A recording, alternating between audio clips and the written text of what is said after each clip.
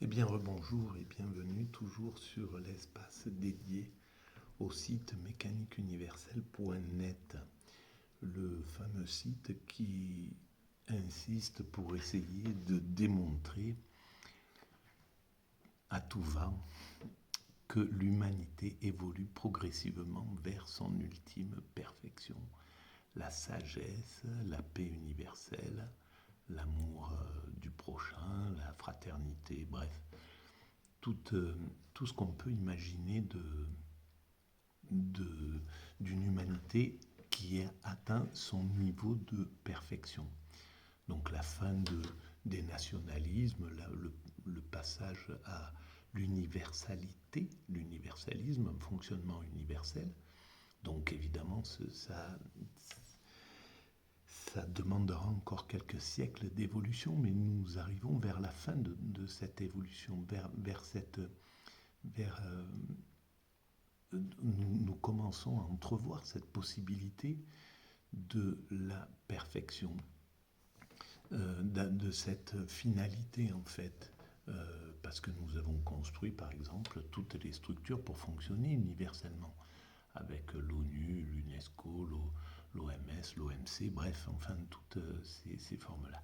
Alors évidemment, il y a des moments un peu de recul dans l'évolution de l'humanité, et aujourd'hui nous en sommes un, puisque on voit bien, il y a la guerre, et puis c'est pas simplement cette guerre qui est arrivée sur le sol européen, parce que des guerres, il y en a sur le monde entier. Le néolibéralisme en a constellé une grande partie du monde. Et, euh, et donc, on voit dans cette partie du recul, il y a effectivement le comportement du néolibéralisme qui nous a permis d'aller vers la mondialisation, donc de développer des associations encore plus intenses au niveau de la planète, des liens qui sont même d'ailleurs maintenant extrêmement indéflectibles, on pourrait dire, et ça fait peut-être même peur aux États-Unis de ne pas pouvoir considérer la Chine comme un ennemi aussi facilement que les années 50 ou 60 pouvaient faire, faire tomber des rideaux de fer avec les pays que les États-Unis voulaient considérer comme des ennemis. Et là, on se rend compte que ce qui a été tissé d'un côté, maintenant, a solidifié tellement les liens que l'universalité va être obligée d'être consommée en somme. Voilà, par exemple, c'est une des choses. Mais en même temps, donc il y a un côté négatif et puis il y a un côté extrêmement positif à ce qui est en train de se passer. Il y a 60 ans en arrière ou 70 ans, le monde n'était pas connecté comme il l'est. Nous n'avions pas une vision de, du village planétaire, d'appartenir tous à la même fraternité en somme. Et cette conviction commence à devenir de plus en plus intense.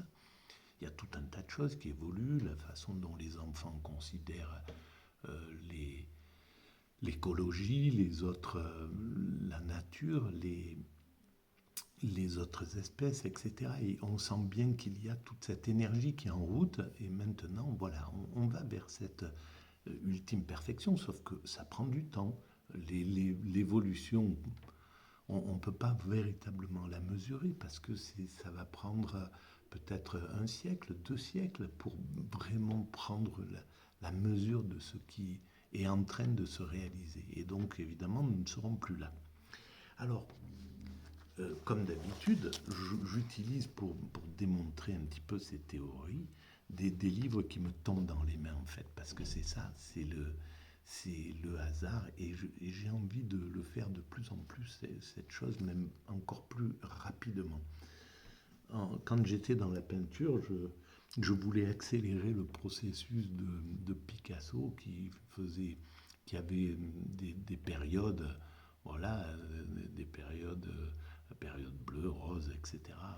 Et je voulais, comme je voyais bien que le monde s'accélérait, je pensais intéressant de faire de faire des périodes encore plus brèves, plus rapides, d'une semaine. Faire 20, 30 toiles et puis passer à autre chose. Voilà, c'était un petit truc que j'avais imaginé à l'époque. Euh, et donc, alors, pour bien préciser, je ne suis pas un philosophe de métier, je ne suis pas un universitaire, donc ces, ces réflexions sont spontanées et en plus elles émanent vraisemblablement d'un état d'esprit autiste Asperger. C'est ce qui est en train de se déclarer. J'ai fait quelques tests, etc. Et bon, je prends conscience de cette particularité que je trimballe depuis ma naissance, en somme, mais que je n'avais jamais, dont je n'avais jamais pris conscience. Et c'est une libération absolue de prendre conscience de ça. Ça éclaire complètement toutes les difficultés que j'ai eues à vivre de façon ordinaire dans ma vie. Et toutes les déviations qu'il a fallu que je prenne pour m'adapter, m'acclimater à des choses qui étaient extrêmement difficiles pour moi. Voilà. Et alors, je suis tombé tout à l'heure entre un livre. Un livre m'a amené à un autre livre, L'homme, un loup pour l'homme. En fait, j'ai vu juste la tranche. L'homme, un loup pour l'homme, c'est ça. C'est plutôt comme ça, non, même pas. Ah ben oui, ça doit le mettre à l'envers, ce truc. Bon, bref, c'est cet ouvrage-là qui est écrit par Dirk Van Dupen et Johan Wenbeck. L'homme, un loup pour l'homme, point d'interrogation. Les fondements scientifiques de la solidarité. Et j'ai juste lu le tout début, la première page, et je vais la lire, vous la lire et la commenter. Et je pense que c'est le genre de livre qu'il faut, si vous vous intéressez au sujet de l'évolution, qu'il faut lire. Je n'aurai pas le temps de le lire, mais voilà, pour plein de raisons. Mais je vais vous lire juste le début. Introduction, je commence. Une vision changée sur l'homme. Pourquoi nous coopérons? Ces dernières années, les neuroscientifiques ont apporté de nouveaux éléments qui démontrent que notre cerveau est programmé pour compatir aux douleurs et souffrances de l'autre. Nous sommes programmés pour ça. Donc, c'est quelque chose de très, très, très intéressant. Évidemment qu'on le sait, ça, au fond. Et je pense que c'est quelque chose qu'on a fait évoluer de nos origines primates. Parce que les primates ont déjà ces sentiments, vraisemblablement, d'une autre manière. On les a humanisés, disons. On les a fait passer au niveau de la culture, de la nature à la culture. Mais ils sont présents chez nos cousins, à mon sens. Bon, bref. Pour compatir aux douleurs et souffrances de l'autre, mais également pour partager ses joies et plaisirs. Nous savons maintenant que dans la partie la plus récente de notre cerveau, sur le plan évolutif, il y a au moins 10 circuits neuronaux qui sont associés à l'empathie. Donc on a ça, c'est pas pour rien, c'est vraiment quelque chose de très important dans l'évolution. Bien entendu que c'est important qu'on ait découvert la roue, qu'on ait qu'on ait domestiqué les animaux, qu'on ait appris à jardiner, à cultiver, etc., à s'abriter, à se protéger des prédateurs, tout un tas de choses. C'est très très important. Mais ces 10 circuits neuronaux qui sont associés à l'empathie, c'est pas quelque chose d'anodin. Et évidemment, l'humanité, lorsque je dis l'humanité est destinée à atteindre son ultime perfection, elle, à un certain moment de cette évolution, peut-être dans 30, 40, 50 ans, dans 100 ans, peut-être dans un siècle ou 2 siècles, l'homme travaillera cette empathie. Il commence. On voit en Suède, en Norvège, il y a des cours d'empathie, il y a des... Voilà. Donc, ce niveau-là sera travaillé. Le manque manque d'empathie qui est lié qui peut peut-être être lié à des problèmes, d'éducation, à des problèmes de maltraitance, à des problèmes de peut-être même de génétique, seront modifiés, seront travaillés. Et en fait, cette empathie, tout le monde y aura droit, tout le monde, c'est quelque chose qui sera stimulé, qui sera là, qui sera présente, dont l'humanité tiendra compte. Je continue. Les neuroscientifiques ont déterminé que certaines neurohormones engendrent un sentiment de confiance, qu'elles incitent au partage et à la coopération, et qu'elles créent un sentiment d'attachement similaire à celui d'une mère pour son enfant. Et on le sent, ça. Globalement, sur 100 personnes qu'on rencontre, il y a 90 personnes avec qui il y a quelque chose d'attachant. On est dans une sorte de communauté de pensée, d'amour, d'affection. On sent que c'est là, que c'est très proche, que c'est simplement parce que si on ne se prend pas dans les bras, c'est parce qu'il y a les barrières de la civilité, de l'organisation de vie qui ne se fait pas encore pour l'instant. Mais c'est quelque chose, à mon sens, qui se développera. Donc, le circuit le plus long de notre système nerveux végétatif, le nerf vague, a développé chez les mammifères au cours de l'évolution une branche antérieure reliée à nos sens. Elle est responsable des contacts visuels, des mouvements faciaux, de l'intonation de la voix et de l'acuité de l'oreille. Chez tous les mammifères, mais principalement chez l'homme, ce circuit neuronal crée l'ouverture, l'attraction et la communication vers autrui. Notre peau, avec ses terminaisons nerveuses fines, est également un organe social par excellence. Alors ça, c'était quelque chose que j'avais découvert sur la mécanique universelle. Comment la sensibilité, comment on est passé de l'œuf éjecté dans la grande évolution de la vie, l'œuf éjecté d'abord du poisson qui part dans tous les sens, après l'œuf qui est à l'intérieur du crocodile, du reptile, et qu'il va repousser après, qu'il va mettre dans un coin et qui vont s'élever tout seul, jusqu'à l'œuf intérieur au ventre chez le mammifère, avec ce contact qui reste 9 mois maintenant chez l'être humain. Et donc, tout ça fait que... Et il n'y a plus la coquille. À l'origine, c'était un œuf, l'enfant, le bébé, dans notre grande évolution. Nous avons été des reptiles. Il y a eu un moment où c'était reptile, puis mammifère supérieur, humain. Voilà.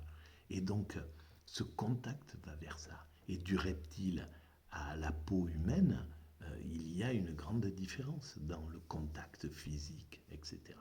Voilà.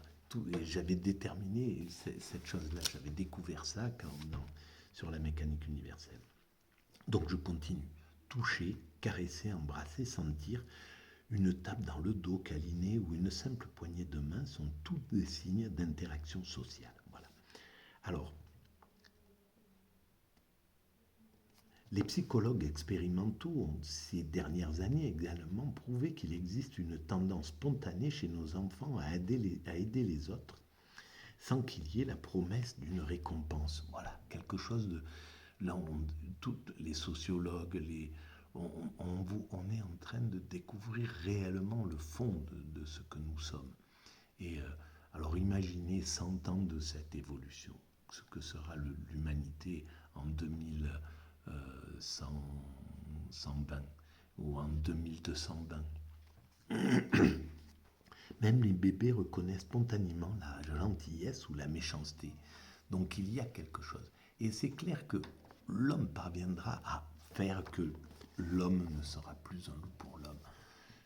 Que ce soit en le travaillant génétiquement, en le travaillant dès la naissance, dès l'enfance, au niveau psychologique. Dans les écoles, chaque classe aura un psychologue, vraisemblablement. Et on sera allé chercher aussi comment les sociétés traditionnelles en Afrique parviennent à donner cet amour, cette confiance aux enfants. On sera obligé, l'Occident, d'aller retrouver dans, dans, dans notre origine, en fait, euh, comment, comment distribuer l'amour, etc., etc. Et donc, tout ça, c'est le travail des décennies, des siècles qui arrivent. Et on parviendra à cet état de perfection. Donc, ensuite, la neuroéconomie combinant l'économie et la neurophysiologie a montré que les hommes sont spontanément plus enclins à l'altruisme et à la coopération que l'image d'homo economicus qu'on nous impose. Bien entendu, et c'est là où c'est très intéressant, parce que le chapitre qui vient, c'est du néolibéral au super social. Et c'est ce que j'ai écrit sur la mécanique universelle il y a de nombreuses années. La mécanique universelle a 20 ans. Et elle s'est faite à 23 ans. Bref, j'ai expliqué que que le libéralisme était destiné, surtout le néolibéralisme, ce qui est devenu ce néolibéralisme, est destiné à devenir euh, donc ah mince, alors symbiose, la symbiose, symbiotisme. Voilà, du néolibéralisme, on va passer au symbiotisme. Le symbiotisme, c'est la capacité de deux organismes à engendrer à chacun, l'un pour l'autre, quelque chose de favorable, quelque chose de bon pour l'autre. Et ça, c'est ce qui va se faire au niveau universel. On va la symbiose, le symbiotisme, c'est l'avenir. Et je voulais justement, je suis à la fac de Saint-Étienne, et il y a un département de politique qui travaille sur la politique et sur justement, qui réfléchit à toutes les idéologies, etc., etc. Et j'aurais bien, si j'étais pas dans cet autisme Asperger là, mon aspiration, ça serait d'aller d'aller rencontrer les profs et puis les élèves et puis faire une sorte de groupe de travail pour travailler sur cette idée de sur, sur ce prototype de nouvelle idéologie. Voilà. Et peut-être j'aurai un jour la force d'aller en parler et d'essayer de travailler comme ça en groupe. Ça demande de dépasser des handicaps assez puissants chez moi. Mais bon, voilà, en tout cas, je l'ai dit, c'est déjà ça. Alors, du néolibéral au super social, c'est pareil, super social, symbiotisme, voilà. Quoi qu'il en soit, la conscience que la tendance potentielle à collaborer et être solidaire est plus puissante chez l'homme que la tendance potentielle à être égoïste s'est renforcée scientifiquement au cours des dernières années. Voilà, là on est en train de comprendre. Des progrès en ce sens ont été spectaculaires en neurologie. Bien que l'idéologie néolibérale ait réussi à faire admettre sa vision de l'homme comme un homo economicus, égoïste et compétitif, des scientifiques de différentes disciplines ont fait ces dernières décennies des découvertes qui prouvent le contraire. Voilà, alors les scientifiques vont commencer à prendre leurs responsabilités et à aller dire, taper à la porte des hommes politiques et dire non, non, écoutez, là il y a quelque chose, vous agissez pas dans le sens de ce que nous découvrons. Et c'est le scientifique qui prouve les choses. Hein. Même si l'humanité avait conscience qu'on pouvait décliner des animaux, il a fallu que ça soit Darwin et que les scientifiques mettent leur approbation. C'est oui, c'est ça, pour qu'on prouve cette chose-là. Il a fallu que les scientifiques prouvent, certifient que Galilée avait raison pour qu'on utilise ce qu'il a imaginé, etc. Et donc là, les scientifiques ont une responsabilité majeure parce qu'ils peuvent, à eux, aller dire, voilà, le système que vous nous proposez, néolibéral, donc l'homo economicus égoïste et compétitif, c'est pas ça.